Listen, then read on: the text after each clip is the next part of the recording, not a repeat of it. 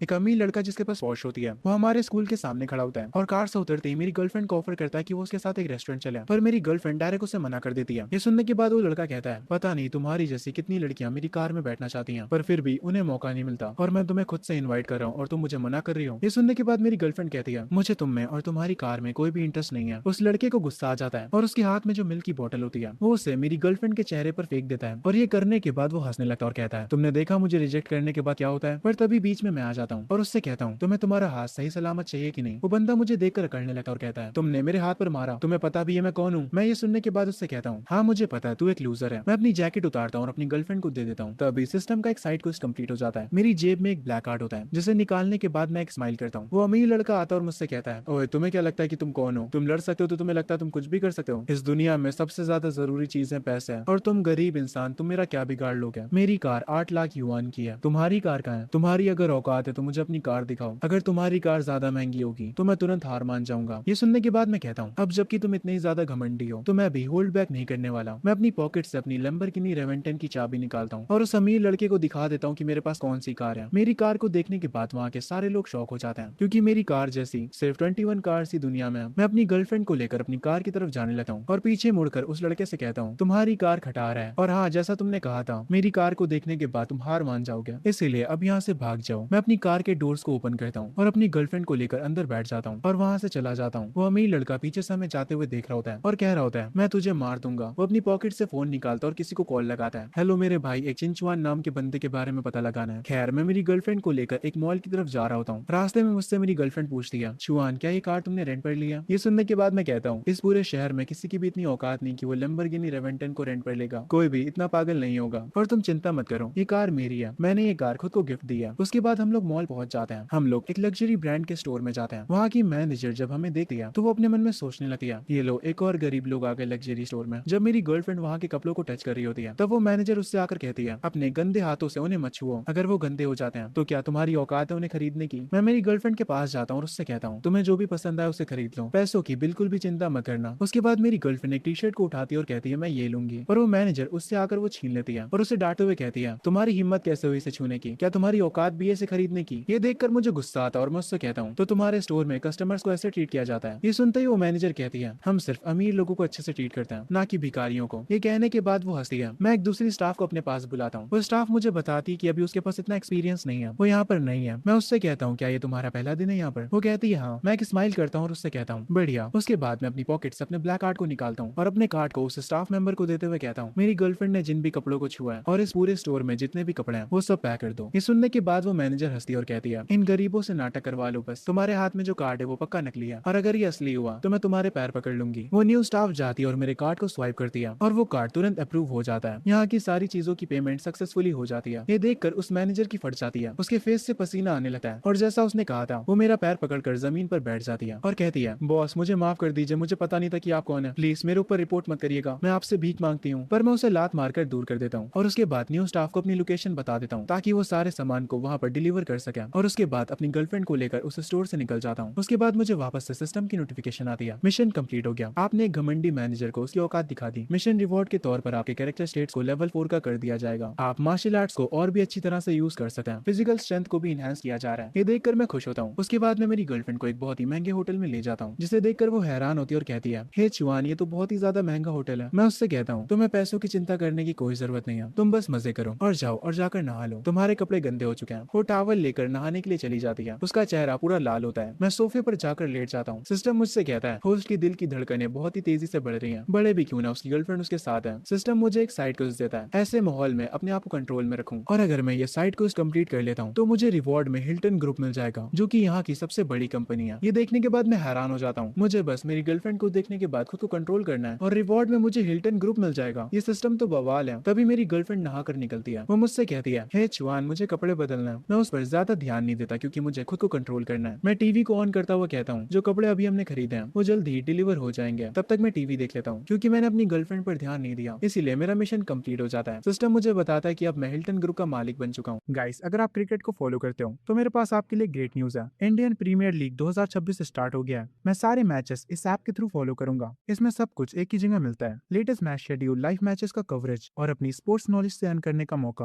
और आईपीएल के स्टार्ट के लिए इस टीम ने कुछ अमेजिंग गिफ्ट्स प्रिपेयर प्रिपेयर किए हैं। पूरे टूर्नामेंट के दौरान कैश प्राइजेस और एप्पल टेक के गिव अवेज होंगे, एक परफेक्ट चांस अपना फोन अपग्रेड करने का। और यही नहीं, आईपीएल के दौरान सभी नए प्लेयर्स को उनके पहले 4 डिपॉजिट पर बोनस मिलेगा। पहली बार ऐसा हो रहा है और अभी आप मैक्सिमम 70,000 रुपीज तक का बोनस ले सकते हो प्रोमो कोड 7SRSX के साथ। कमेंट में दिए गए लिंक को फॉलो करो, वेबसाइट पर अपडेट्स चेक करते रहो और अपना गेमिंग बैंक अभी से रेडी करो।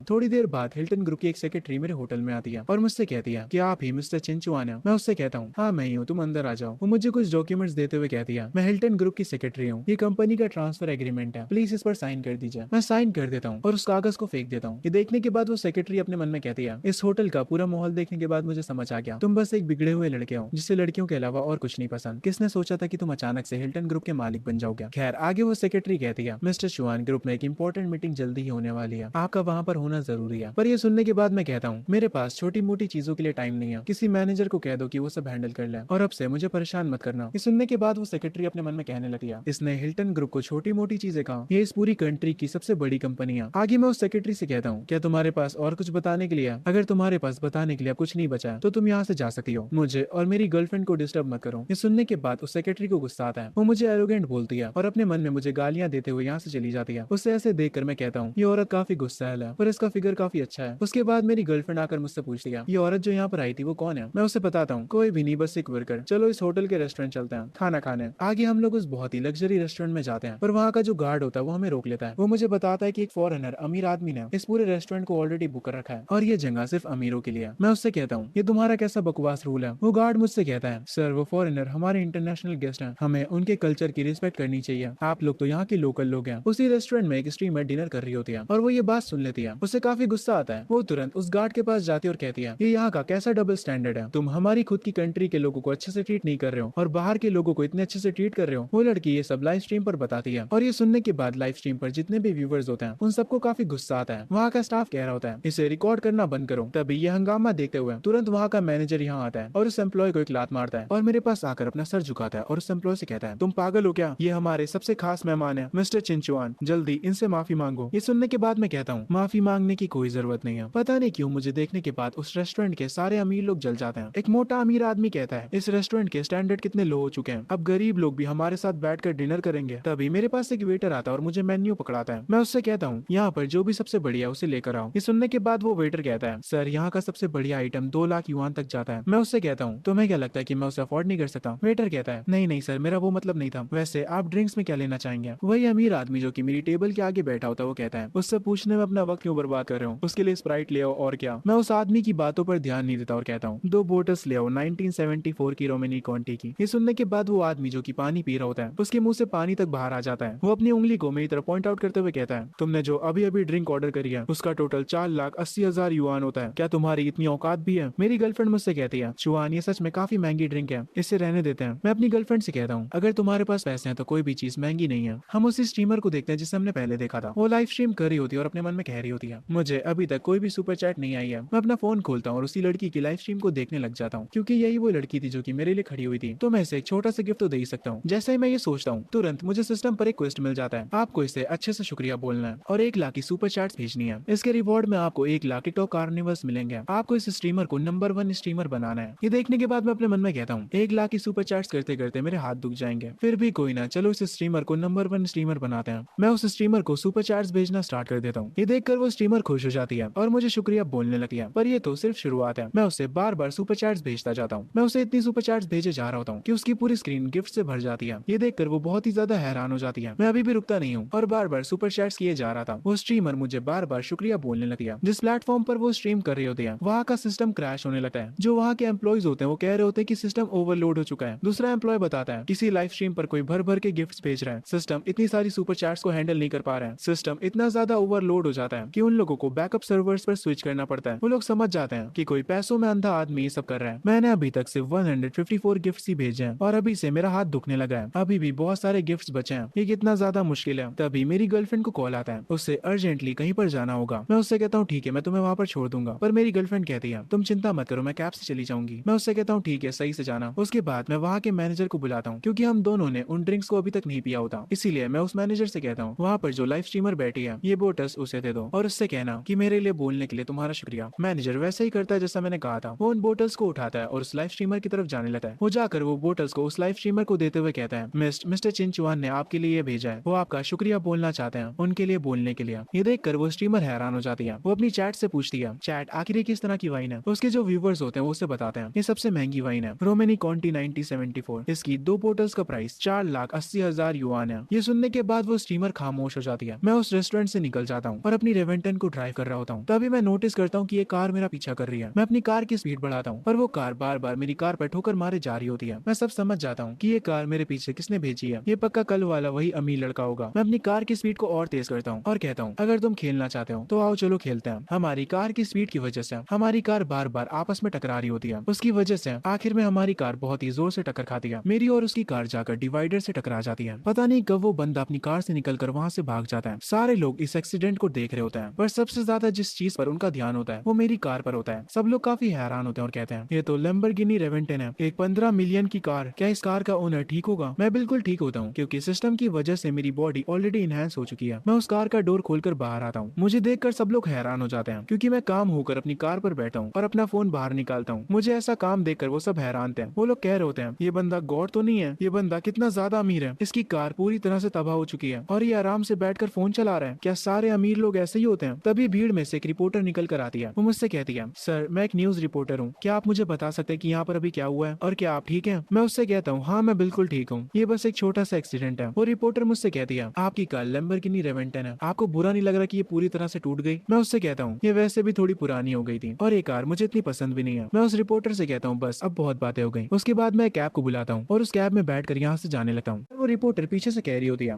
अभी इंटरव्यू खत्म नहीं हुआ है सर।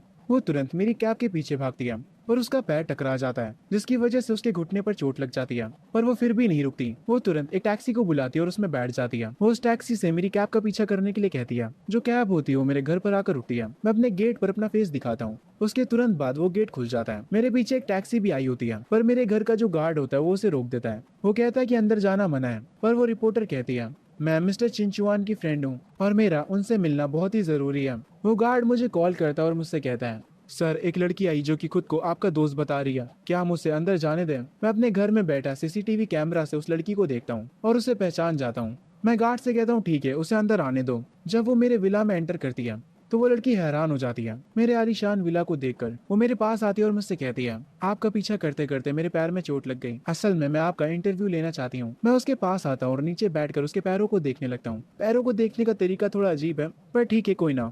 वो मुझसे कहती है कि आप क्या कर रहे हैं? मैं उससे कहता हूँ, शांत रहो, अगर तुम अपनी चोट को और बढ़ाना नहीं चाहती हो। मैं उसे घर के अंदर ले जाता हूँ, उसे सोफे पर बैठाता हूँ और एक मेडिसिन बॉक्स लेकर आता हूँ। मैं उससे कहता हूँ कि अपनी स्टॉकिंग्स को उतार दे ताकि मैं उसकी चोट पर दवाई लगा सकूं। वो काफी हैरान होती है। मैं उससे कहता हूँ, जल्दी करो मुझे सोना भी है। वो अपनी स्टॉकिंग्स को थोड़ा नीचे करती है। उसके बाद मैं उसकी चोट पर मेडिसिन लगाता हूँ और मेडिसिन लगाने के बाद मैं उससे कहता हूँ, इंटरव्यू को भूल जाओ, मुझे स्पॉटलाइट में आना पसंद नहीं है। वो लड़की उठकर मुझसे कहती है, पर सर अगर मैंने ये इंटरव्यू नहीं लिया तो मेरी जॉब खतरे में आ जाएगी। मैं उससे कहता हूँ, आखिर तुम्हारी इस जॉब की सैलरी कितनी है? वो कहती है 20,000। मैं उससे कहता हूँ, अपनी उस जॉब को भूल जाओ, मेरा ये घर बहुत ही ज्यादा बड़ा है, मुझे मेरे घर के लिए एक हाउसकीपर चाहिए। अब से तुम यहाँ की हाउसकीपर हो, तुम्हें सैलरी में 1 लाख युआन मिलेंगे और साथ ही में तुम यहाँ पर रह भी सकती हो। 1 लाख महीना सुनकर वो लड़की हैरान हो जाती है। तभी मुझे सिस्टम पर एक और मिशन आता है। आपका मिशन एक्टिवेट हो चुका है, गोल्डन हाउस ब्यूटी। अगर आप हाउसकीपर को हायर कर लेते हैं तो आपको रिवॉर्ड में लाइफ एसेंस की एक बोतल मिलेगी जिससे सारी बीमारियां ठीक हो सकती हैं, यहाँ तक कि आप मरे हुए लोगों को भी जिंदा कर सकते हैं। मैं उस मिशन को देता हूँ। उसके बाद मैं इस विला का एक्सेस कार्ड निकालता हूँ और उस लड़की को दे देता हूँ और कहता हूँ, तुम ऊपर जाकर कोई भी रूम ले सकती हो और आज रात तुम यहीं रुक सकती हो। ये सुनने के बाद वो लड़की शर्माने लगती है। वो अपने मन में कुछ और ही सोच रही थी। वो मुझसे कहती है, ये सब कुछ ज्यादा ही जल्दी नहीं हो रहा, मैं अभी ये सब करने के लिए तैयार नहीं हूँ। मैं उससे कहता हूँ, आखिर तुम सोच क्या रही हो? मैं तुमसे गेस्ट रूम में रहने के लिए कह रहा हूँ। तभी सीन शिफ्ट होता है अगली सुबह। मैं अपने रूम से निकलता हूँ और वो रिपोर्टर भी जिसे मैंने कल ही हायर किया है, वो सिर्फ एक व्हाइट शर्ट पहने होती है। वो मुझे देखकर मुझे गुड मॉर्निंग बोलती है। मैं उसे देखकर कहता हूँ, अब जबकि मैंने तुम्हें हायर कर लिया तो अभी से तुम अपने काम पर लग जाओ। ये सुनने के बाद वो कहती है, काम? कैसा काम? मैं उससे कहता हूँ, मुझसे अब और बर्दाश्त नहीं होगा, जल्दी करो। ये सुनकर वापस से उसका चेहरा लाल पड़ जाता है और उसके मन में वो कुछ और ही सोच रही थी। वो कहती है, हम यहीं पर शुरू हो जाए, पर अभी तो दिन हो रहा है और हम बस कल ही मिले हैं। ये सुनने के बाद मैं उससे कहता हूँ, तो क्या हुआ, मुझे भूख लग रही है। जाओ और मेरे लिए कुछ खाने के लिए बनाओ, मुझे खाने में नूडल्स खाने हैं। ये सुनने के बाद वो लड़की पत्थर बन जाती है क्योंकि वो कुछ और ही सोच रही थी। वो अपने मन में कहती है मैं भी क्या सोच रही थी। वो शर्मा कर मेरे पास से भाग जाती है। उसके बाद उसने जो नूडल्स बनाए होते हैं मैं उन्हें खा रहा होता हूँ और उससे कहता हूँ तुम्हारी कुकिंग अच्छी है, वैसे मुझे कहीं बाहर जाना है, तुम मेरे साथ चलोगी। वो मुझसे पूछती है कि हमें कहाँ जाना है। मैं उसे बताता हूँ अब जबकि मेरी कार टूट चुकी है तो मुझे एक नई कार खरीदनी है। कार के बिना ट्रैवल करना काफी मुश्किल होता है। तभी मुझे सिस्टम पर एक डेली मिशन आता है। डेली मिशन एक्टिवेटेड, आप अपनी हाउसकीपर की सर्विस को एंजॉय करिए। और क्योंकि मैं पहले से उसके बनाए खाने को खा रहा होता हूँ इसका मतलब हुआ कि मैं उसकी सर्विस को एंजॉय कर रहा हूँ, इसीलिए वो मिशन तुरंत कंप्लीट हो जाता है। और इसके रिवॉर्ड में मुझे BMW की डीलरशिप मिल जाती है, मतलब अब BMW का शोरूम भी मेरा है। ये देखकर मैं हल्की सी स्माइल करता हूँ। उसके बाद मैं और मेरी हाउसकीपर एक टैक्सी में बैठकर BMW के शोरूम में आते हैं। पर जैसे ही हम उस शोरूम के अंदर जाते हैं वहाँ की एक स्टाफ हमें देखकर भागते हुए आती है और कहती है ओए बिना परमिशन के तुम लोग कुछ भी छूना मत, ये बहुत ही ज्यादा महंगी कार्स हैं। अगर गलती से भी तुमसे कोई भी कार पर स्क्रैच लग जाता है तो तुम अपनी पूरी जिंदगी उसके पैसे भरते रह जाओगे। पर मैं उस स्टाफ की बात पर ध्यान नहीं देता और एक कार को जाकर चेक करने लगता हूँ। और मैं अपनी हाउसकीपर से कहता हूँ ये कार काफी बढ़िया है, तुम इस कार का इस्तेमाल कर सकती हो ग्रोसरीज लाने में। ये सुनकर मेरी हाउसकीपर हैरान हो जाती है और कहती है ग्रोसरीज लाने के लिए इतनी महंगी कार। ये सुनकर वहाँ की स्टाफ हंसने लगती है और कहती है तुम लोग क्या मजाक कर रहे हो, BMW M4 को तुम इस्तेमाल करोगे ग्रोसरीज लाने के लिए। तभी उस शोरूम का मैनेजर आता है और वो भी ये बात सुन लेता है। वो मुझसे कहता है बच्चे अपना नाटक कहीं और जाकर करना। मैं उस मैनेजर से कहता हूँ ये डीलरशिप मेरी है तो तुम मुझसे कैसे बात कर रहे हो। ये सुनकर वहाँ का मैनेजर हंसने लगता है और कहता है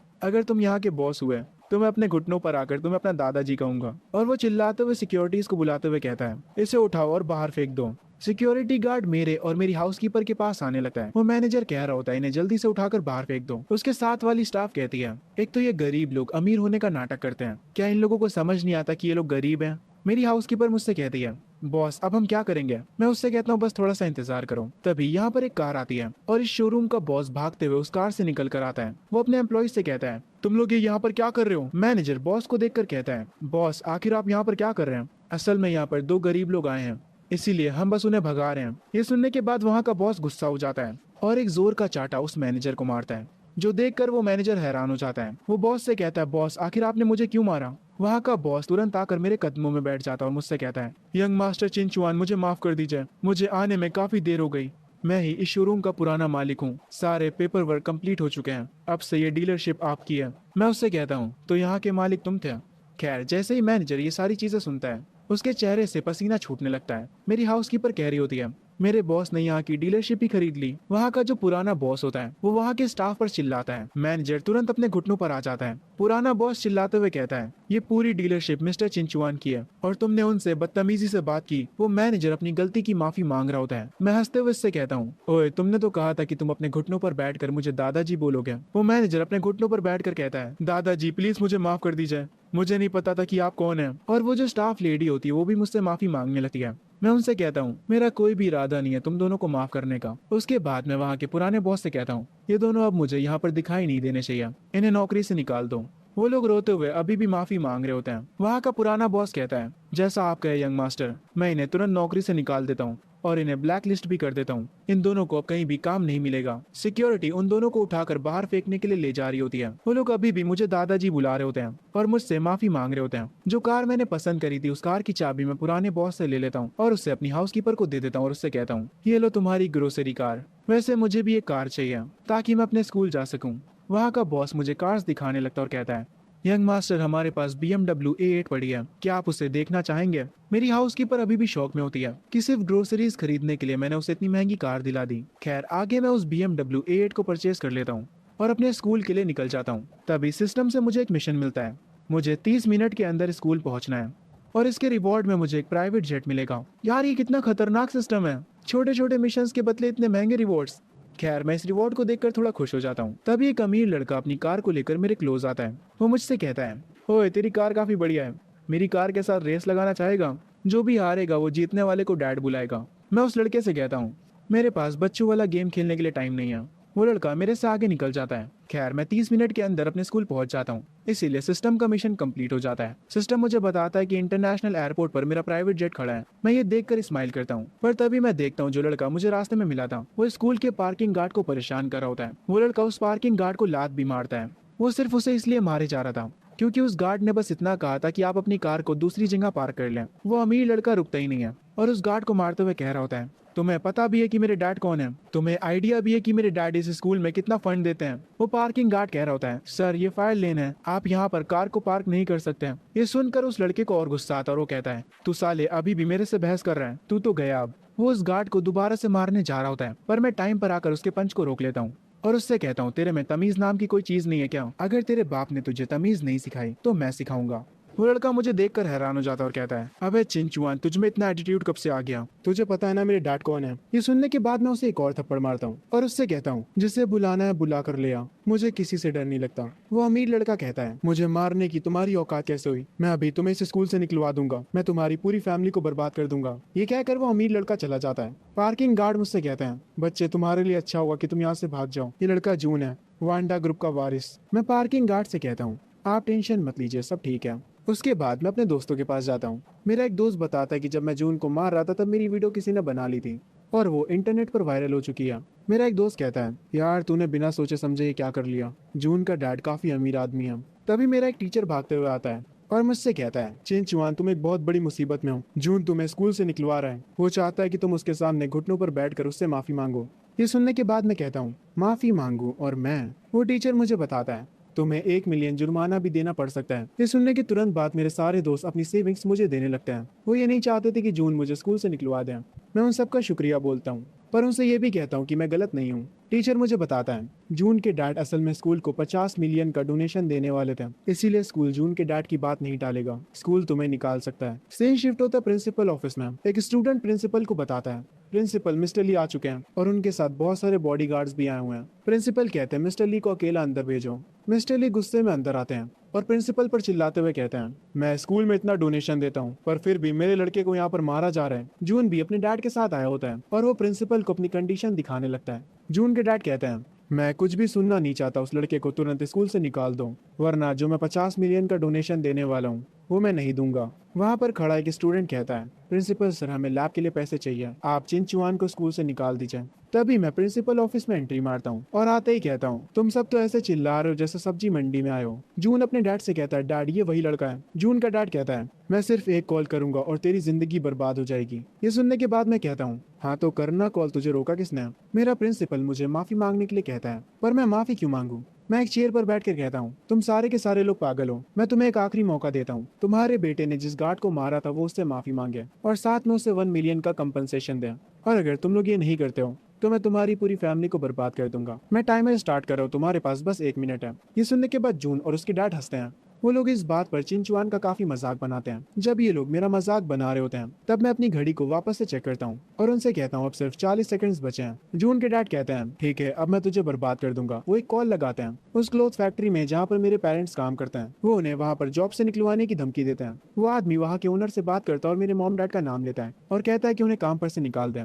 कॉल पर जो पर्सन होता है वो कहता है, ठीक है मिस्टर ली काम हो जाएगा। जून के डैड कॉल काट देते हैं और कहते हैं, इसको कहते हैं असली पावर। मैं उनसे कहता हूँ, तुम्हारा टाइम खत्म हो चुका है। मैं चेयर से उठता हूँ और जून के डैड जिस कंपनी के वाइस प्रेसिडेंट थे वहाँ कॉल लगाता हूँ और उनसे कहता हूँ, इस ली गैंग को अभी के अभी नौकरी से निकाल दो। ये कहकर मैं कॉल काट देता हूँ। जून के डैड को अभी भी ये सब मजाक लग रहा होता है। उन्हें लगता है कि मैं एक्टिंग कर रहा हूँ। मैं उनका ये रिएक्शन देकर स्माइल करता हूँ। तभी जून के डैड के फोन पर कॉल आता है। वो उस कॉल को जैसे ही पिकअप करते हैं वहाँ के प्रेसिडेंट बताते हैं कि हमने आपको नौकरी से निकाल दिया है। ये सुनते ही जून के डैड के हाथों से फोन गिर जाता है। तभी प्रिंसिपल न्यूज को चेक करते हैं और एक आर्टिकल बाहर आता है। वांडा ग्रुप ने ऑफिशियली पोस्ट करा होता है कि उन लोगों ने ली गैंग को अपनी कंपनी से निकाल दिया है। इस टाइम पर जून के डैड के पसीने छूट रहे होते हैं। जून अपने डैड से पूछता है, डैड आखिर हो क्या रहा है? प्रिंसिपल उस आर्टिकल को पढ़कर काफी हैरान हो जाते हैं। जून अपने डैड से कहता है, डैड क्या आप ठीक है? आखिर प्रेसिडेंट ने क्या कहा ऐसा? जून के डैड कहते हैं, हमारा खेल खत्म हो चुका है, हमसे सारे शेयर्स छीन लिए गए हैं। ये सुनने के बाद जून को अपने कानों पर विश्वास नहीं होता। आखिर एक गरीब लड़का ऐसा कैसे कर सकता है? जून के डैड जून को थोड़ा पीटते हैं और कहते हैं, तू चुप कर दे, सब तेरी वजह से हुआ है। उसके बाद वो तुरंत अपने घुटनों पर गिर जाते हैं। वो मेरा पैर पकड़कर माफी मांगने लगते हैं। वो बहुत ही बुरी तरह से रो रहे होते हैं, पर मैं उन्हें एक लात मारता हूँ और खुद से दूर कर देता हूँ और कहता हूँ, यहाँ से निकल जाओ। वो अपना फोन उठाते हैं और कहते हैं, मेरे पास अभी भी बैकअप प्लान है, मेरे बैंक्स में अच्छी खासी सेविंग्स पड़ी हैं, मेरे पास अभी भी बहुत सारा पैसा है। तभी जून के डैड को बैंक से कॉल आती है, आपके सारे अकाउंट्स को फ्रीज कर दिया गया है। ये सुनकर वो और शॉक हो जाते हैं। वो अपने घुटनों पर वापस से बैठ जाते हैं। उनके लिए अब सब कुछ खत्म हो चुका है। कुछ ही देर में पुलिस आती है और जून और उसके डैड को पकड़ कर ले जाती है। जून चिल्ला रहा होता है, ये नहीं हो सकता, मुझे छोड़ दो, मुझे जाने दो। पर प्रिंसिपल काफी उदास लग रहे होते हैं और उसके बाद वो मुझसे जाने के लिए कहते हैं। मैं प्रिंसिपल से पूछता हूँ कि आखिरकार आप क्यों परेशान हैं। वो मुझे बताते हैं कि जून के डैड 50 मिलियन स्कूल को देने वाले थे, पर अब ऐसा नहीं हो सकता। ये सुनने के बाद मैं कहता हूँ वो बस 50 मिलियन ही तो देने वाले थे, इसमें इतनी उदास होने वाली क्या बात है। आप मुझे अपना अकाउंट नंबर दीजिए। प्रिंसिपल ये सुनकर थोड़ा हैरान होते हैं, पर वो मुझे अपना अकाउंट नंबर दे देते हैं। उनका अकाउंट नंबर लेने के बाद मैं 100 मिलियन उन्हें ट्रांसफर कर देता हूँ। प्रिंसिपल ये देखकर हैरान हो जाते हैं। मैं प्रिंसिपल ऑफिस से निकलते हुए कहता हूँ अगली बार किसी अमीर आदमी को किसी गरीब को परेशान करने मत दीजिएगा। प्रिंसिपल मेरी ये बात ध्यान से सुनते हैं। जब मैं प्रिंसिपल ऑफिस से बाहर निकलता हूँ और कैंपस में चल रहा होता हूँ, तभी मुझे सिस्टम की नोटिफिकेशन आती है। कांग्रेचुलेशन, मिशन कंप्लीट हो चुका है। रिवॉर्ड के तौर पर आपको मिलती है लेवल 1 की मेडिकल मास्टरी। जैसे ये रिवॉर्ड मुझे मिलता है, मेरे दिमाग में मुझे मेडिकल फील्ड से रिलेटेड सब कुछ समझ आने लगता है। मैं दिन ब दिन और ज्यादा ओपी होता जा रहा हूँ। खैर, तभी मैं देखता हूँ आगे एक जगह पर काफी ज्यादा भीड़ जमा होती है। मैं तुरंत वहाँ पर जाता हूँ और देखता हूँ कि एक बूढ़ा आदमी वहाँ पर बेहोश हो चुका होता है। उसकी पोती उसके पास बैठकर रो रही होती है। उसके बॉडीगार्ड्स उस बूढ़े आदमी को उठाने के लिए आते हैं, पर मैं उनसे कहता हूँ इन्हें यहाँ से अभी मत हिलाना, वरना ये मर भी सकते हैं। ये सुनने के बाद उनकी पोती कहती है क्या तुम कोई डॉक्टर हो। मैं उससे कहता हूँ हाँ, तुम ऐसा कह सकती हो। असल में तुम्हारे दादा मार्शल आर्ट्स की ट्रेनिंग कर रहे थे, इसीलिए इनको की डेविएशन हो चुका है। इनका एनर्जी फ्लो पूरी तरह से उथल पुथल हो चुका है। अगर तुम अभी इन्हें मूव करते हो तो इनकी सारी वेन्स ब्रेक हो जाएंगी।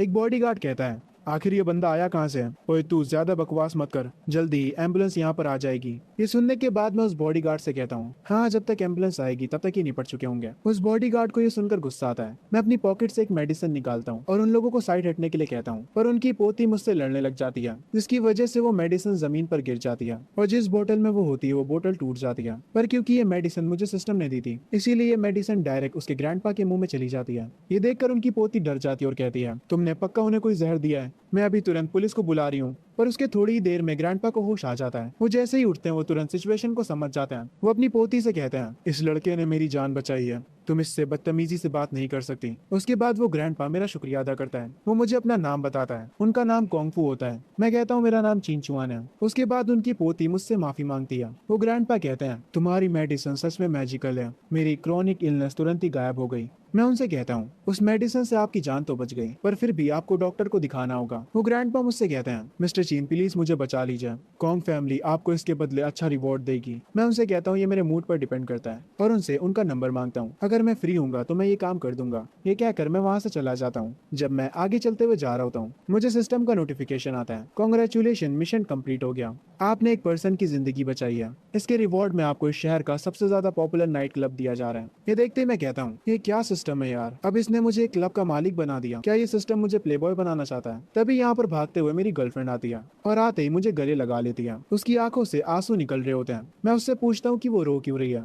वो मुझे बताती है मैं काफी डरी हुई हूँ, मैंने सुना है कि तुम लीजून के साथ एक प्रॉब्लम में फंस गए हो और यहाँ तक कि उसके डैड ने भी तुम्हें धमकी दी है। मैं अपनी गर्लफ्रेंड के हेड को पेट करता हूँ और उससे कहता हूँ तुम परेशान मत हो, मैंने सब कुछ हैंडल कर लिया है। तभी यहाँ पर मेरी गर्लफ्रेंड की एक दोस्त आती है और मेरी गर्लफ्रेंड से कहती है तो क्या ये है तुम्हारा बॉयफ्रेंड। मेरी गर्लफ्रेंड मुझे अपनी उस दोस्त से इंट्रोड्यूस करती है। उसकी दोस्त का ध्यान डायरेक्ट मेरे जूतों की तरफ जाता है जो कि थोड़े गंदे होते हैं। वो लड़की मुझसे कहती है मैंने सुना है कि तुम दोनों के पेरेंट्स ही क्लोथ फैक्ट्रीज में काम करते हैं। मैं कहता हूँ हाँ, तुमने सही सुना है। वो लड़की अपने मन में कहती है मुझे पता था कि ये एक गरीब लड़का है। आगे वो मुझसे कहती है कल मेरी बर्थडे पार्टी है, तुम दोनों साथ में जरूर आना। मैं उससे पूछता हूँ कि हमें कहाँ आना है। वो लड़की कहती है स्टारबक्स, एक ऐसी जगह जो तुम लोग अफोर्ड नहीं कर सकते हैं। मेरी गर्लफ्रेंड मेरी तरफ देखती है। मैं उससे कहता हूँ हाँ ठीक है, मैं चलूंगा तुम्हारे साथ। पर असल में वो लड़की अपने मन में सोच रही होती है मेरा बॉयफ्रेंड तुम्हारे बॉयफ्रेंड को उसकी औकात दिखा देगा और तुम्हें पता चल जाएगा कि मेरा बॉयफ्रेंड कितना अमीर है और तुम्हारा कितना गरीब। उसके बाद मैं अपने दोस्तों के पास जाता हूँ। मुझे देखकर सब लोग मेरे पास आते हैं और मुझसे पूछने लगते कि क्या मैं ठीक हूँ। मेरे दोस्त कह रहे होते हैं तुम्हें टेंशन लेने की जरूरत नहीं है, अगर कुछ होता है तो हम तुम्हारे साथ हैं। मैं उनसे कहता हूँ कोई दिक्कत की बात नहीं है भाइयों, सब ठीक है। ये सुनने के बाद मेरा एक दोस्त कहता है सब ठीक है, क्या तुम सच कह रहे हो। खैर अगर तुम ठीक हो तो हमें कोई दिक्कत नहीं है, चलो क्योंकि आज सब कुछ सही गया इसीलिए आज का डिनर मैं कराऊंगा। जैसा मेरे दोस्त ने कहा था, रात में हम सारे दोस्त मिलकर डिनर करने जाते हैं। हम सब वहाँ पर काफी एंजॉय करते हैं। हमारी ये एंजॉयमेंट सिर्फ वहीं तक नहीं रहती। उसके बाद हम सारे लोग एक साथ साइकिल चलाते हुए आगे जाने लगते हैं। हम सारे दोस्त ऐसे ही मजे कर रहे होते हैं, पर तभी हमारे एक दोस्त की साइकिल के ब्रेक्स फेल हो जाते हैं और वो सीधा जाकर एक कार में टकरा जाता है। कार का ओनर बाहर निकलता है और वो काफी ज्यादा गुस्से में होता है। वो मेरे दोस्तों को गालियां देने लगता है, जबकि मेरे दोस्त उससे उससे माफी भी मांगते हैं। वो लोग उस आदमी से कहते हैं कि उसका जो नुकसान हुआ है वो उसे भरने के लिए तैयार है, पर वो आदमी मेरे दोस्तों का मजाक उड़ाने लगता है और उनसे कहता है कि इस कार को रिपेयर कराने की उनकी औकात नहीं है। वो उनसे 6 लाख युआन की डिमांड करता है, वरना वो कहता है कि वो उन्हें नहीं जाने देगा। ये सुनकर मेरा वो दोस्त कहता है 6 लाख युआन में तो सेकंड हैंड कार आ जाएगी, पर वो बंदा कहता है मेरी कार लग्जरी है, मैं नहीं जानता, मुझे पैसे चाहिए। वो मेरे दोस्तों से काफी ज्यादा पैसों की डिमांड करने लगता है। फिर वो आदमी किसी को कॉल लगाता है और उसे यहाँ पर बुलाता है। कुछ देर बाद वो आदमी आ जाता है। वो बंदा काफी ज्यादा तगड़ा होता है। वो आते ही मेरे दोस्तों से और पैसों की डिमांड करने लगता है। वो उनसे 8 लाख युआन मांगता है। मेरा एक दोस्त कहता है कि तुम हमसे जबरदस्ती पैसे नहीं ले सकते हो, पर वो मोटा आदमी मेरे दोस्त को लात मारता है और उसे जमीन पर गिरा देता है। मैं तुरंत मेरे दोस्त के पास आता हूँ। मैं उस मोटे आदमी से कहता हूँ तुम्हारी कार टूटी और हम पे करने के लिए तैयार हैं, पर तुम्हारी हिम्मत कैसे हुई इसे मारने की। वो मोटा आदमी ये सुनने के बाद कहता है तो क्या हो गया अगर मैंने इसे मारा, तू साले मेरा कर क्या लेगा। मैं उससे कहता हूँ तुम्हें 6 लाख चाहिए ना। उसके बाद मैं अपनी पॉकेट से अपने ब्लैक कार्ड को निकालता हूँ और उस मोटे आदमी से कहता हूँ इसमें से काट लो। वो तगड़ा बंदा जो यहाँ पर आया था वो मेरे उस कार्ड को ले लेता है और उसे मशीन पर स्वाइप कर लेता है। मोटा आदमी ये देखकर काफी खुश हो जाता है। वो कहता है मैं तो इस लड़के को गरीब समझ रहा था, पर ये तो एक अमीर लड़का निकला, हमारा तो जैकपॉट लग गया। मेरा एक दोस्त मुझसे पूछता है हे भाई तुम्हारे पास इतने पैसे कहाँ से आए, पर अभी मैं मेरे दोस्त की बातों पर ध्यान नहीं देता। मुझे काफी गुस्सा आया था जब उस मोटे ने मेरे दोस्त को मारा। मैं उस मोटे आदमी को ऐसे तो छोड़ नहीं सकता। वो तगड़ा बंदा जो कि यहाँ पर आया था, मैं उसके पास जाता हूँ और उससे कहता हूँ तुम्हारा नाम ड्रैगन है ना। इस मोटे आदमी ने तुम्हें हमें डराने के कितने पैसे दिए थे, मैं तुम्हें उससे 10 गुना ज्यादा पैसे दूंगा, बस इस मोटे का हाथ तोड़ दो। मोटा आदमी कहता है मेरा ड्रैगन भाई कभी ये नहीं कर सकता। ड्रैगन बोलता है क्या तुम सच बोल रहे हो। मैं ड्रैगन से कहता हूँ कि तुम इसमें से 6 मिलियन और ले सकते हो, बस उसका एक हाथ तोड़ने के। ड्रैगन उस ब्लैक कार्ड को देखता और कहता है बात असल में पैसों की नहीं है, आपके पास ये कार्ड है, इसका मतलब ये है कि आप एक बहुत ही अमीर फैमिली के यंग मास्टर होंगे और पैसों से ज्यादा मुझे कनेक्शंस पसंद है। ये कहने के बाद ड्रैगन एक कसकर थप्पड़ मारता उस मोटे आदमी को। वो मोटा आदमी पूरा शॉक हो जाता है। ड्रैगन अपने बाकी के साथियों से कहता है उठाकर फेंका इस मोटे को। ड्रैगन के आदमी उस मोटे को एक कोने में ले जाते हैं और वहाँ पर ले जाकर उसे बहुत मारते हैं। ड्रैगन मेरा कार्ड मुझे वापस करते हुए कहता है यंग मास्टर आपको इस काम के मुझे पैसे देने की जरूरत नहीं है, मेरे बर्ताव के लिए मैं आपसे माफी मांगता हूँ। मैं जानता हूँ आपके पास ये जो ब्लैक कार्ड है वो पूरी कंट्री में सिर्फ 3 ही लोगों के पास है, मुझे मेरी बदतमीजी के लिए माफ करिएगा। अगर आपको कभी भी किसी को पिटवाना हो तो बस मुझे कॉल कर दीजिएगा। ड्रैगन मुझे अपना कार्ड देता है और उसके बाद यहाँ से चला जाता है। मेरा एक दोस्त मुझसे कहता है मुझे सच बताओ मेरे भाई, तुम एक बहुत ही अमीर इंसान हो पर गरीब होने का नाटक कर रहे थे ताकि हमारी लॉयल्टी टेस्ट कर सको। मैं उनसे कहता हूँ क्या तुम लोग यकीन करोगे अगर मैं कहूँ कि मैं एक लॉटरी जीत गया हूँ। मेरा एक दोस्त कहता है अगर तुम कहोगे कि एलियंस होते हैं मैं तो तुम्हारी उस बात पर भी यकीन कर लूंगा। खैर सीन शिफ्ट होता है। मैं अपनी गर्लफ्रेंड को लेकर आया होता हूँ एक कार खरीदने के लिए। हमारे चारों तरफ लग्जरी कार्स होती हैं। तभी वहाँ की एक स्टाफ आती है, वो हमें ग्रीट करती है। वो हमसे पूछती है कि क्या हमारे पास अपॉइंटमेंट है। मैं उससे कहता हूँ नहीं हमारे पास नहीं है। वो कहती है दिक्कत की कोई बात नहीं है, मैं अभी आपको रजिस्टर कर देती हूँ। मैं उससे कहता हूँ ठीक है। उसके बाद वो मुझे कार्स दिखाना शुरू करती है।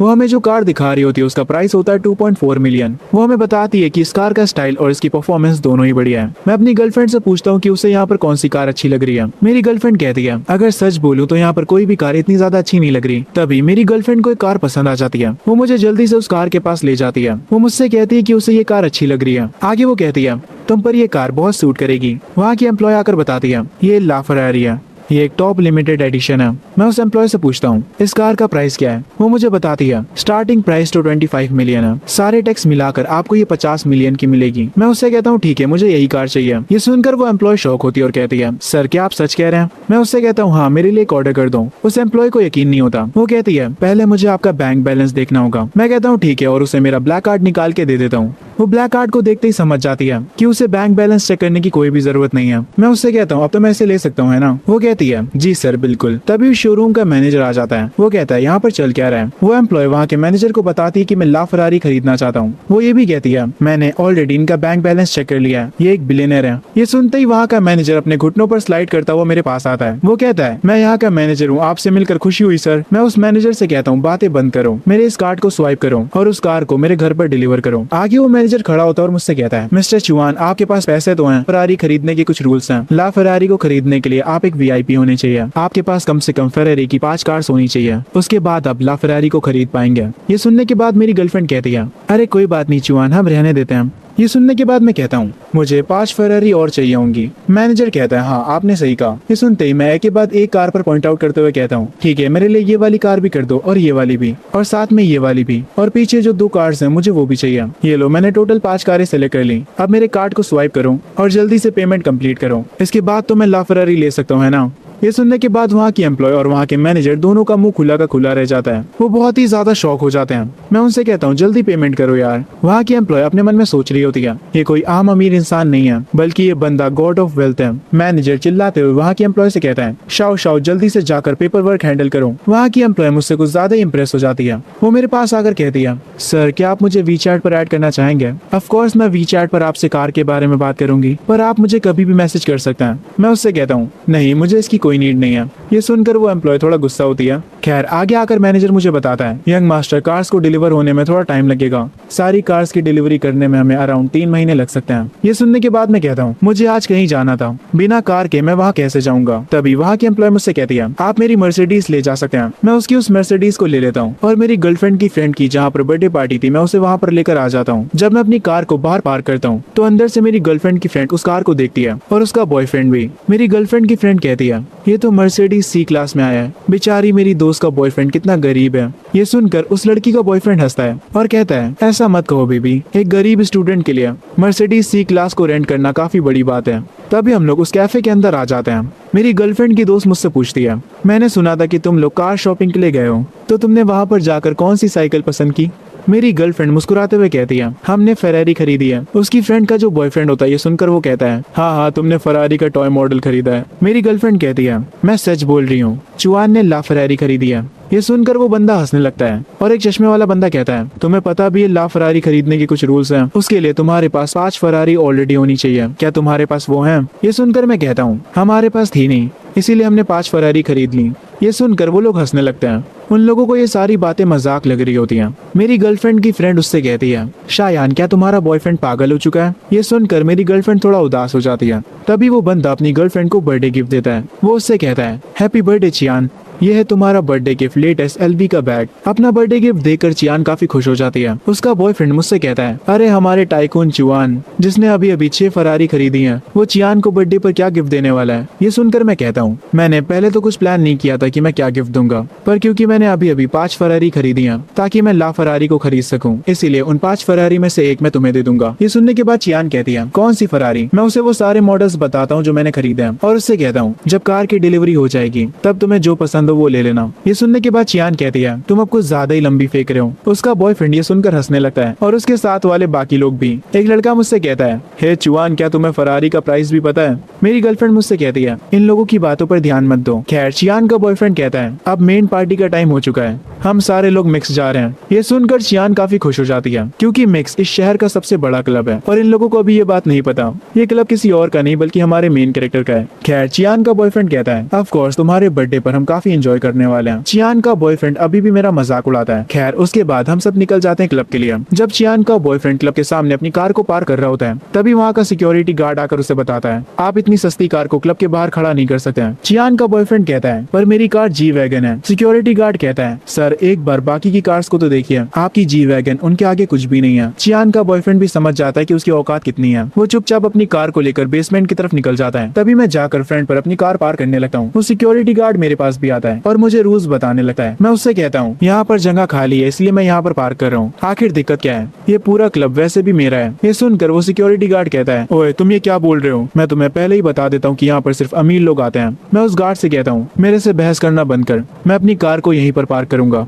जाओ और जाकर अपने मैनेजर को यहाँ पर लेकर आओ, उससे कहना कि चिंचुआन आया है। वो गार्ड ये सुनने के बाद मैनेजर को कॉल करता है। पहले तो मैनेजर काफी एटीट्यूड में बोलता है क्या काम है जो मुझे कॉल किया। तभी गार्ड बताता है सर यहाँ पर एक कस्टमर आए जिनका नाम चिंचुआन है और वो आपसे मिलना चाहते हैं। ये सुनते ही वो मैनेजर भागते हुए अपने कैबिन से निकलता है और जल्दी से मेरे पास आता है। वो मुझसे आकर कहता है मिस्टर चिंचुआन मेरा नाम शाओडाई है, आपको मुझे पहले ही बता देना चाहिए था कि आप आने वाले हैं। ये सुनकर मैं उससे कहता हूँ क्या अब मैं अपनी हर बात तुझे बताऊंगा। वो मैनेजर गार्ड को डांटने लगता है और कहता है तुम आखिर इनसे कैसे बात कर रहे थे, ये यहाँ के बॉस हैं। मैं उस मैनेजर से कहता हूँ अगर तुम्हारी बातें खत्म हो गई हो तो यहाँ पर आकर मेरी कार को पार्क करो। मैनेजर कहता है अभी आया सर। आगे वो मेरी कार को उस पार्किंग स्पॉट पर पार्क कर देता है और मेरे पास आकर कहता है बॉस मैंने आपकी कार को पार्क कर दिया है, मैं आपके लिए अभी वीआईपी रूम को तैयार करवाता हूँ। मैनेजर को ऐसा करता देख वहाँ के बाकी के सारे कस्टमर शॉक हो जाते हैं। तभी चियान और उसका बॉयफ्रेंड बेसमेंट में कार पार्क करके बाहर आ जाते हैं और कह रहे होते हैं सस्ती कार्स को हम फ्रंट पर खड़ा नहीं कर सकते। मैं उन्हें कहता हूँ पर जरा देखो तो मेरी मर्सिडीज तो डोर के सामने खड़ी है। ये देखने के बाद चियान कहती है आखिर उन लोगों ने तुम्हें वहाँ पर कार पार्क कैसे करने दी। मेरी गर्लफ्रेंड कहती है मैंने तुमसे कहा तो कि चियान यहाँ का ओनर है, ये सुनकर चियान का बॉयफ्रेंड वापस से हंसने लगता है। मेरी गर्लफ्रेंड वापस से थोड़ा निराश हो जाती है। उसका बॉयफ्रेंड कहता है, अरे चियान, कुछ दिन बाद तो तू बोलेगा कि तू यहाँ का प्रेसिडेंट है। सब लोग हंसने लगते हैं। तभी चियान का बॉयफ्रेंड अपने एक जानने वाले बंदे से जाकर बात करता है और उससे पूछता है, ब्रदर ली, क्या मेरा टेबल रेडी है? मेरे सारे दोस्त यहाँ आ चुके हैं। पर ब्रदर ली कहता है, आज कोई भी टेबल नहीं बचा। चियान का बॉयफ्रेंड कहता है, पर मैंने तो 2 दिन पहले बुकिंग करी थी ना, तो मेरा टेबल कहाँ गया? वो बंदा कहता है, किसी ने तुम्हारे टेबल के लिए 1 लाख युआन एक्स्ट्रा दे दिया, इसीलिए हमने उसे वो टेबल दे दिया। वैसे भी उस पर्सन के आगे तुम्हारी कोई औकात नहीं थी। क्या तुम खर्चा कर सकते हो 1 लाख युआन? ये सुनने के बाद चियान का बॉयफ्रेंड कहता है, 1 लाख? 50,000 खर्चा करने में ही मेरा दिल दुखने लगता है। पर फिर भी वो उससे कहता है, प्लीज ब्रदर ली, हमारे लिए कुछ तो जुगाड़ कर दो, वरना मेरी नाक कट जाएगी। ब्रदर ली कहता है, कुछ बाहर सीट्स खाली पड़ी है, तुम उन्हें ले सकते हो, और अब यहाँ से जाओ, मेरे पास और भी कस्टमर्स हैं हैंडल करने के लिए। तुम्हारा शुक्रिया ब्रदर ली। उसके बाद वो चियान के पास वापस आता और कहता है, एक बड़े आदमी ने हमसे हमारा टेबल ले लिया है। उसने 2 लाख युआन एक्स्ट्रा देकर वो टेबल ले लिया।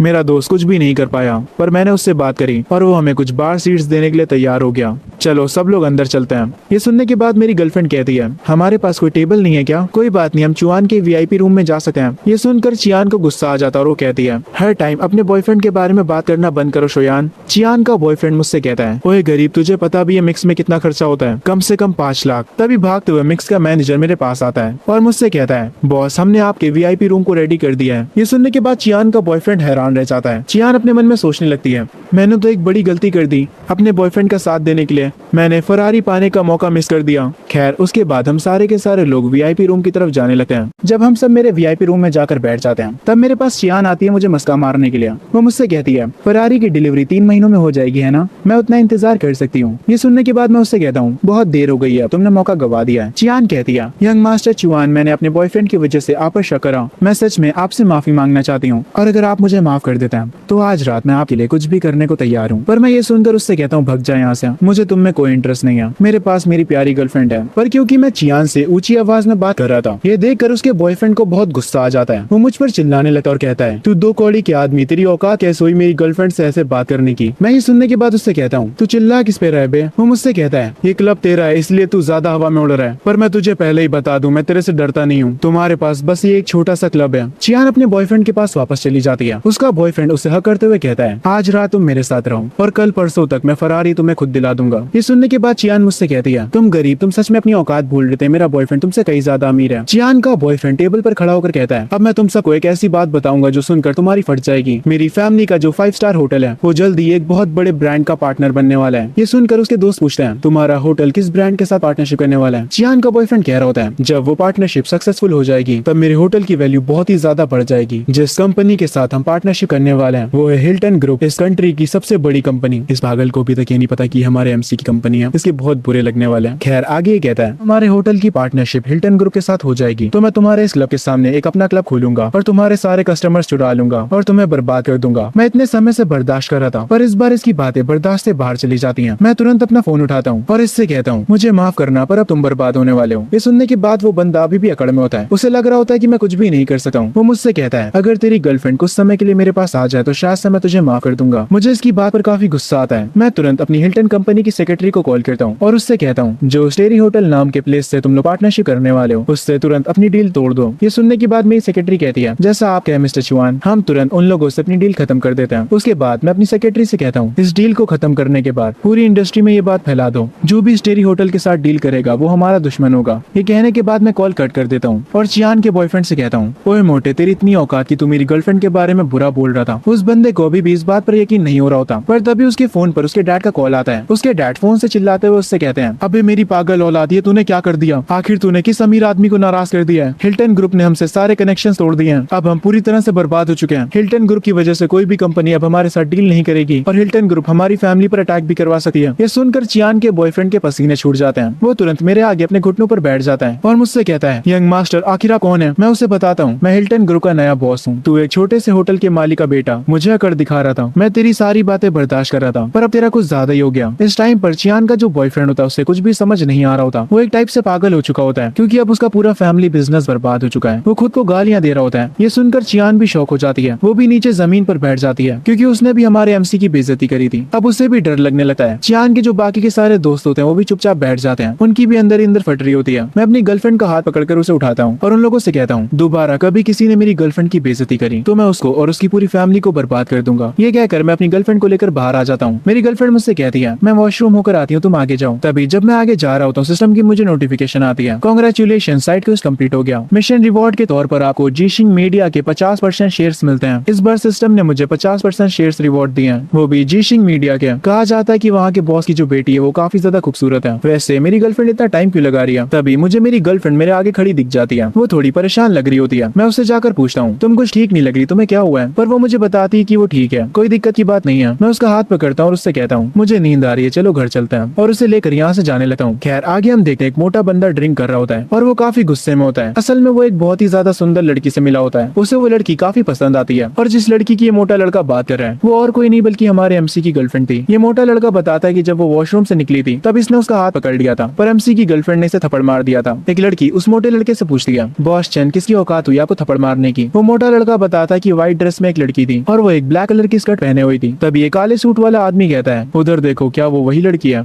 हम देखते हैं काले सूट वाला आदमी एमसी की गर्लफ्रेंड पर इशारा करता है। वो मोटा बंदा उसे देखकर कहता है हाँ ये वही है। और उस लड़की को एमसी के साथ देखने के बाद वो मोटा लड़का कहता है ये लड़की मुझसे शरीफ होने का नाटक कर रही थी, पर अब जरा इसे देखो ये एक लड़के के साथ कहीं जा रही है। वो काले सूट वाला आदमी अपने बंदों से कहता है मेरे छोटे भाई को वो लड़की पसंद आई है, ओए कुछ लौंडे लेकर जा और उस लड़की को यहाँ पर लेकर आओ। मोटा लड़का ये सुनकर कहता है अरे मेरे भाई ये आइडिया सही नहीं होगा, हम अभी अपने शहर में नहीं है। पर वो काले सूट वाला आदमी कहता है मेरे होते हुए तुम्हें डरने की कोई जरूरत नहीं है, या फिर तुम्हें लगता है कि मैं ये सब संभाल नहीं सकता? वो मोटा आदमी कहता है नहीं नहीं भाई मुझे आप पर पूरा भरोसा है। वो काले सूट वाला आदमी एमसी की गर्लफ्रेंड को लेने के लिए कुछ लौंडे भेज देता है। मैं जो जस्ट अभी अपनी कार में बैठा होता हूँ इस बात से अनजान की कुछ लोग मेरे पीछे आने वाले हैं। मैं जैसे ही कार को स्टार्ट करता हूँ मैं देखता हूँ मेरे सामने काफी सारे लड़के खड़े हैं। मेरी गर्लफ्रेंड उन लड़कों को देखकर कहती है क्या ये लड़के उस मोटे आदमी ने भेजे होंगे? मैं कहता हूँ तुम किस आदमी की बात कर रही हो? वो मुझे सब कुछ बता देती है और उसके बाद वो कहती है हमें पुलिस को कॉल करनी चाहिए। ये सुनकर मैं मेरी गर्लफ्रेंड से कहता हूँ तुम परेशान मत हो, मैं बाहर जाकर इन लोगों को संभालता हूँ। ये कहकर मैं उसके हेड को पेट करता हूँ, पर वो मुझे बाहर जाने से रोक रही होती है क्योंकि वो डरी हुई होती है कि मुझे कुछ होना जाए। पर मैं उससे कहता हूँ कोई दिक्कत की बात नहीं है, मैं सब संभाल लूंगा। ये कहकर मैं कार से बाहर निकलता हूँ और उन लड़कों से कहता हूँ आखिर तुम यहाँ पर क्या करने आए हो? उन लड़कों का बॉस बोलता है हमारे बॉस को तुम्हारी गर्लफ्रेंड चाहिए। मैं ये सुनकर कहता हूँ तुम्हारे बॉस से कह दो कि वो भाड़ में जाए। वो बंदा मुझसे कहता है हमारे बॉस को ऐसे पर्सन नहीं है जिनके साथ तुम पंगे ले सको। ये सुनकर मैं कहता हूँ हाँ हाँ बुला ले तेरे बॉस को, मैं भी देखता हूँ कौन है। ये सुनकर वो बंदा गुस्सा हो जाता है और वो सारे लड़कों को मेरे ऊपर अटैक करने के लिए भेज देता है। सब लोग मेरे पास मुझे मारने के लिए आते हैं, पर मैं कुछ सेकंड्स भी नहीं लगाता और एक एक करके उन सबको पेल देता हूँ। उनका बॉस ये देखकर हैरान हो जाता है। मैं उससे कहता हूँ जब बात मार्शल आर्ट्स की हो तो तुम मुझसे पंगा नहीं ले सका। ये सुनकर उस बंदे को गुस्सा आ जाता है और वो अपनी पावर्स को एक्टिवेट कर लेता है। वो मुझे बताता है कि वो क्लास 2 का मार्शल आर्ट आर्टिस्ट है और ये बंदा मुझे क्लास 1 का मार्शल आर्ट आर्टिस्ट समझ रहा है। ये पिटेगा मेरे से। खैर वो बंदा डायरेक्ट मुझ पर अटैक करने के लिए आगे बढ़ता है, पर उसका अटैक मुझे इतना ज्यादा स्लो लगता है कि मैं एक ही हाथ से उसके पंच को रोक लेता हूँ। वो ये देखकर शॉक हो जाता है, उसे लगता है कि मैं भी क्लास 2 का हूँ। उसके बाद वो कहता है कि अब वो अपनी फुल पावर का यूज करेगा। वो अपनी फुल पावर के पास मेरे पास आ रहा होता है। ये देखकर मैं अपने मन में कहता हूँ अगर तुम अपनी फुल पावर का इस्तेमाल कर रहे हो तो मैं भी होल्ड बैक नहीं करने वाला। इस बंदे को पता नहीं पर असल में मैं क्लास 4 का मार्शल आर्ट आर्टिस्ट हूँ और अब मैं क्लास 4 की फुल पावर का इस्तेमाल करूंगा। मैं एक बहुत ही जोर से किक उसको मारता हूँ। वो जाकर दूर गिरता है और वहाँ की जमीन में गड्ढा कर देता है। वो काफी जख्मी हो जाता है और मुझसे कहता है तुम क्लास 2 के मार्शल आर्ट आर्टिस्ट नहीं हो, तुमने मुझसे झूठ बोला। मैं उसके पास आकर कहता हूँ मैंने तो तुमसे कहा भी नहीं था कि मैं कौन सी क्लास पर हूँ। जैसे जैसे मैं उसके पास जा रहा था उस बंदे को अपनी और मेरी पावर के बीच का डिफरेंस नजर आने लगा है। वो समझ जाता है कि मेरे आगे उसकी कोई भी औकात नहीं है। तभी उस बंदे का बॉस आ जाता है और वो मुझे रुकने के लिए कहता है। वो मेरे पास आकर कहता है तुम लड़ तो सकते हो पर तुम्हें पता नहीं कि इस दुनिया में पैसा मैटर करता है। मुझे फर्क नहीं पड़ता कि तुम्हारे पास कितनी ताकत है, मैं बस एक कॉल करके तुम्हें तुम्हारी औकात दिखा दूंगा। मेरी एक कॉल से कल तक तुम जेल में हो गया। तुम्हारा खेल तो अब खत्म है बेटा। अगर तुम झुककर मुझसे माफी मांगते हो और अपनी गर्लफ्रेंड को मेरे साथ भेज देते हो तो शायद से मैं तुम्हें माफ कर दूं। मुझे इन लोगों की बातें अब काफी ज्यादा गुस्सा दिला रही होती हैं। जिस बंदे को मैंने कुछ टाइम पहले ही पीटा था वो उठकर कहता है बॉस एक बार आप इसकी गर्लफ्रेंड को ले जाइए, उसके बाद मैं भी इसको सबक सिखाऊंगा। मुझे इस जमीन पर पड़े बंदे की बात पर गुस्सा आ जाता है। मैं उसके मुंह पर एक खतरनाक लात मारता हूँ। ये देखकर उसका बॉस कहता है तुमने अब हद पार कर दिया। वो अपनी पॉकेट से अपना फोन निकालता है और किसी को कॉल लगाता है। वो अपने कनेक्शन का इस्तेमाल करके पुलिस वाले को यहाँ पर बुलाता है और उसके बाद मुझसे कहता है अब तुम्हें कोई भी नहीं बचा सकता। कुछ ही देर में वो पुलिस वाला यहाँ पर आ जाता है। वो पुलिस वाला सिगरेट पीते हुए उस काले सूट वाले से कहता है तुम हर जगह परेशानी ही खड़ी करते हो यार, अब तुमने मुझे यहाँ पर क्यों बुलाया है? वो आदमी उस पुलिस वाले से कहता है मैं तो शांति से अपना काम कर रहा था पर एक लड़का मुझे मारने की धमकी दे रहा है। मैं उस पुलिस वाले से कहता हूँ क्या तुम इस काले सूट वाले की साइड हो? वो काले सूट वाला कहता है मैंने पहले ही कहा था कि अब तुम्हारा खेल खत्म है। वो पुलिस वाला मुझे पकड़ने ही वाला होता है पर तभी यहाँ पर एक और कार आती है और उस कार से निकलता है एक हेड डिपार्टमेंट का कैप्टन। वो मेरे पास आते हुए कहता है मिस्टर चौहान मुझे माफ करेगा, मैं थोड़ा लेट हो गया। वैसे मिस्टर चौहान यहाँ पर हो क्या रहे हैं? उस कैप्टन को मुझसे बात करता देख उस पुलिस वाले की फट जाती है। वो कैप्टन भी उस पुलिस वाले को देख लेता है और उससे कहता है ओए तू यहाँ पर क्या कर रहा है? वो पुलिस वाला कहता है सर असल में मैं यहाँ पर एक केस को इन्वेस्टिगेट करने के लिए आया था। पर कैप्टन उसे एक थप्पड़ मारता और उससे कहता है बकवास बकवास करना बंद करो। मैंने तुम्हें मिस्टर चौहान से बदतमीजी करते हुए देखा। मैं तुम्हें पहले ही बता देता हूँ कि मिस्टर चौहान ओल्ड मास्टर के खास दोस्त हैं और वो पूरी कॉन्ग फैमिली के मेहमान हैं। ये सुनकर उस पुलिस वाले की फट जाती है और वो कहता है, क्या मैंने एक वीआईपी से दुश्मनी ले ली? कैप्टन बताते हैं, ओल्ड मास्टर आज एक गैदरिंग रख रहे हैं, उन्होंने मुझे मिस्टर चौहान को लेने के लिए भेजा है। कैप्टन मुझसे आकर कहता है, मिस्टर चौहान आपके हिसाब से हमें इन लोगों का क्या करना चाहिए जिन्होंने आपसे बदतमीजी करी है? मैं उससे कहता हूँ, ये लोग मुझे कभी दोबारा दिखाई नहीं देने चाहिए। कैप्टन पुलिस वाले से जाकर कुछ कहता है। कैप्टन जो भी कहता है वो पुलिस वाला अपने कैप्टन की बात मान लेता है। वो पुलिस वाला कहता है कि अब वो उस काले सूट वाले को छोड़ेगा नहीं। वो तुरंत उस काले सूट वाले आदमी को अरेस्ट कर लेता है। वो काले सूट वाला आदमी तुरंत एमसी से माफी मांगने लगता है, वो भी रोते हुए। वो कहता है, यंग मास्टर मुझे पता नहीं था कि मैं किससे भिड़ रहा हूँ, प्लीज मुझे माफ कर दीजिए। मैं पुलिस वाले से कहता हूँ, इसे कम से कम कितने सालों की सजा मिल सकती है? पुलिस वाला कहता है, इस आदमी के ऊपर पहले से काफी केसेस चल रहे हैं, तो कम से कम इसे उम्र कैद होगी। कैप्टन ये सब देखने के बाद कहता है, मिस्टर चौहान अब जबकि सारी चीजें कंप्लीट हो चुकी हैं, तो क्या आप मेरे साथ चलेंगे? मैं अपनी गर्लफ्रेंड के पास जाता हूँ और उससे हक करता हूँ और उससे कहता हूँ, तुम अपने घर जाओ और अपना ध्यान रखना।